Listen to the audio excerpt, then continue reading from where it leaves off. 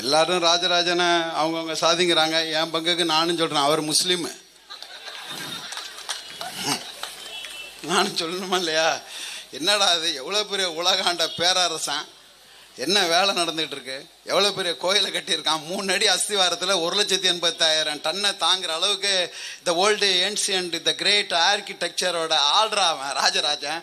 சும்மா கொண்டு வந்து ஏன் ஆளு ஆளு ஆள்ட்டு மொத்தத்தில் தமிழ் ஆள்றாவன். அன்பான உறவுகளே, இப்படி ஒரு தலைப்பை வைப்பதற்கு இந்திய ஒன்றிய நிலப்பரப்பிலே ஒரே ஒருவனுக்குத்தான் அது குறித்து பார்வையும் அறிவும் இருக்கிறது. அது அண்ணன் செந்தமிழ் சீமான் தான். வாழுகின்ற பூமியா வணங்குகின்ற சாமியா என்று ஐநா மன்றத்தின் பொதுச் செயலாளர் இருக்கக்கூடிய ஐயா ஆந்தனி குட்ரோஸ் சொல்கிறார். ஐபிசியின் 6வது அறிக்கை சொல்கிறது. காலநிலை மாற்றத்து பன்னாட்டுக்கான குழு சொல்கிறது, காலநிலை மாற்றம் என்ற நரகத்தை நோக்கி இந்த உலகம் ஓடிக்கொண்டிருக்கிறது. காலநிலை என்ற ஒரு பேரழிவை உருவாக்கக்கூடிய ஒரு நரகத்தை நோக்கி இந்த உலகம் ஓடிக்கொண்டிருக்கிறது என்கிறார். அதைத்தான் நான் செந்தமிழ் சீமான் சொல்கிறார். இந்திய நாட்டிலே தமிழ்நாடு மிக வேகமாக ஓடிக்கொண்டிருக்கிறது. ஒன்று தெரியுமா உங்களுக்கு? வட துருவத்திலும் தென் துருவத்திலும் பனி உருகினால் என்ன நிகழும்? தஞ்சாவூரில் இருக்கக்கூடிய நமது தட்டில் விழக்கூடிய சோத்தை நிறுத்தக்கூடிய ஆற்றல் வட துருவத்திலும் தென் துருவத்திலும் உருவக்கூடிய பனிக்கு இருக்கிறது என்றால், அன்பான உறவுகளை நீங்கள் நம்பித்தானாக வேண்டும். அமெரிக்கா கண்டத்தை சுற்றி உள்ள கடல் பரப்பில் நிகழ்ந்த வெப்பநிலை காலநிலை மாற்றம் தான் 2015 சென்னையில் நடந்த பெருவெள்ளத்திற்கு காரணம் என்றால் நீங்கள் நம்பித்தானாக வேண்டும். இன்டர்நெட் அல்ல, 48 மணி நேரத்தில் 333 சென்டிமீட்டர் மழைப்பொழிவு வயநாட்டில். ஆம், பூமி தோன்றின காலத்தில் அது பெய்து கொண்டுதான் இருக்கிறது. அந்த மழையை, பெருமழையை தாங்கும் ஆற்றலை அந்த மழை இழந்து விட்டது. காரணம் என்ன? 300 அடிக்கு மேல இருந்து வளர்ந்து இந்த மரத்தை ஆழ அதிகம் 3ல் 1 பங்கு நிலத்துல வேற விடும். அது 300 அடி என்றால் குறைந்த 100 அடிக்கு வேறு போகும். 300 அடி உயரமான நேட்டிவ் வெஜிடேஷன் இந்த நாட்டின் பூர்வக்குடி மரங்களை அழித்து 3 அடி உயரமுள்ள குட்ட மரங்களை, தேயில மரங்களை நீ நட்டாய். அதன் விளைவாக இயற்கை அந்த பேரழிவு. இது எல்லாமே மேன்மேட் மிஸ்டேக்ங்கிற ஐபிசிசியோட 6ஆம் அறிக்கை அப்படித்தான் சொல்கிறது. மிக கொடூரமான சூழல் நோக்கி நகர்ந்து கொண்டு இருக்கிறது. நாம் எல்லாரும் எப்படி ஆப்பிரிக்காவை பாதுகாப்பதற்காக ஒரு சூழலில் போராளி பங்காரி மாத்தாய் சொல்கிறாளோ அப்படி இருக்க வேண்டும். அதைத்தான் எங்கள் பெரிய தகப்பன் நம்மாழ்வாரும் சொன்னார். இயற்கை பாதுகாப்பு, பூமி பாதுகாப்பு என்பது ஒவ்வொரு மனிதனுக்குமான கடமை, சூழலியல். அதனால தான் அதை எக்காலஜி, என்விரான்மெண்ட் எஜுகேஷன்ங்கிறான். அந்த சூழலியலுக்கு சிக்கல் நடந்து கொண்டு இருக்கிறது. இதுவரைக்கும் காலநிலை பருவநிலை மாற்றத்திற்கான தமிழ்நாடு அரசு எடுத்த நடவடிக்கை என்ன? இந்திய ஒன்றிய அரசு எடுத்த நடவடிக்கை என்ன?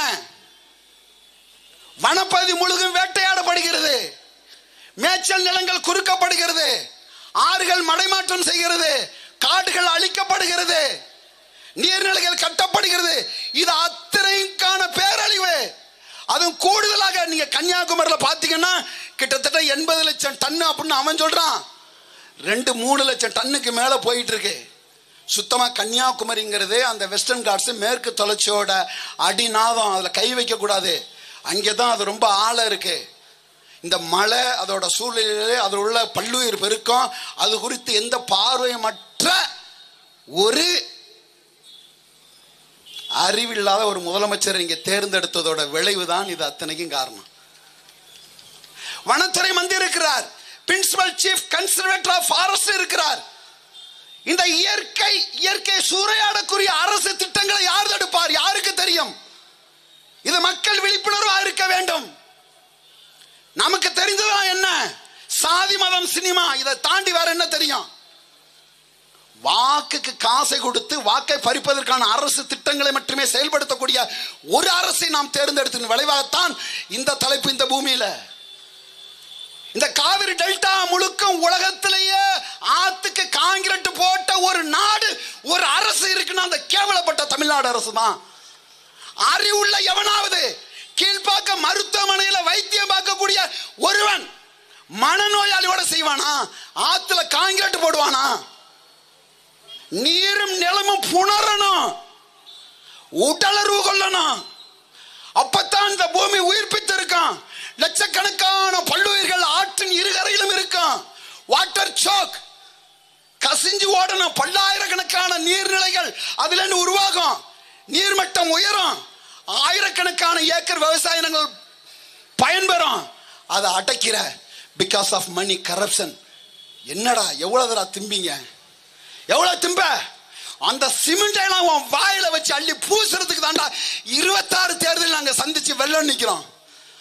அண்ணன் ஒவ்வொரு முறையும் அந்த அப்படியே அந்த ஈஸ்டர்ன் காட் சைடு உள்ள ஈஸ்டர்ன் காட்ஸ், வெஸ்டர்ன் காட்ஸ், கிழக்கு தொடர்ச்சி மலை, மேற்கு தொடர்ச்சி மலையை சுற்றி உள்ள அந்த பகுதியில் அண்ணனோட கார்ல பயணிக்கக்குள்ள அந்த மலைகளை பார்ப்பாரு. தம்பி என்ன தம்பி இவ்வளவு சூறையாடி வச்சுட்டானுங்க, ஐயோ இப்படி அறுத்துட்டான தம்பி, ஐயோ மலைகள் என்பது பூமியோட ஆணி ஆச்சே, அதை அறுக்கக்கூடாத, நிலநடுக்கம் வருமே, மழையை தடுக்காத, பெருவெள்ளம் ஏற்படுமே, பருவம் தப்பி மழை பெய்யுமே, இப்படி பண்றாங்களே, இப்பவே கொடுத்தா இந்த நாட்டை சரி பண்ண இன்னும் 50 ஆண்டுகள் எடுக்குமே. இந்த நாட்டை நீங்கள் ஒரு நாள் நாம் தமிழர் கட்சியின் ஆட்சி அதிகாரத்தில் நீங்கள் தருவீர்கள், எங்களுக்கு நம்பிக்கை இருக்கு. ஆனால் அதற்குள் நாங்கள் செத்து சுடுகாடா மாறிவிடும் தமிழ்நாடு. நீங்கள் விழிப்படைந்த சமுதாயத்தின் மக்களாக நீங்கள் இருக்க வேண்டும். அப்பதான் இந்த படத்தை பாருங்க.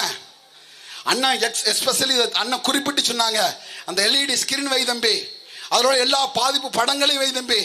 பார்க்கக்கூடிய ஆயிரக்கணக்கான மக்கள் இதோட ஒரு மாலை நேர வகுப்பு பாடமாக இது இருந்து விட்டு போகட்டும். இதுதான் அரசியல். நாங்கள் பேசுவதுதான் அரசியல். வாழ்க ஒழிக போடுவதல்ல அரசியல். கடவுளை காப்பதற்கல்ல அரசியல். வணங்குகிற சாமியை காவந்து பண்ணணுமா, நீ வாழுகின்ற பூமியை பாதுகாக்கணுமா என்று நீயே முடிவெடுத்துக்கொள். அதற்கு தான் இந்த தலைப்பு. நாம் ஒருவருக்குமான கடமை, நாம் பிள்ளைகளுக்கு, குடும்பங்களுக்கு, அடுத்த தலைமுறைகளுக்கு சொத்தை சேர்த்து வைக்கிற, பொருளாதார சொத்தை சேர்த்து வைக்கிற, ஆனால் அவர்களுக்கு நீரும் நிலமும் காற்றும் மாசு அடையாமல், நஞ்சு அடையாமல் அதை பாதுகாத்து கொடுக்க வேண்டியது அடுத்த தலைமுறை பிள்ளைகளின் பொறுப்பு என்று கூறி, நீங்களும் தமிழர் நானும் தமிழர், 26இல் நாம் தமிழர் ஆட்சி அதிகாரத்தை அமைப்போம் என்று கூறி விடைபெறுகிறேன். நன்றி, வணக்கம். நாம் தமிழர்.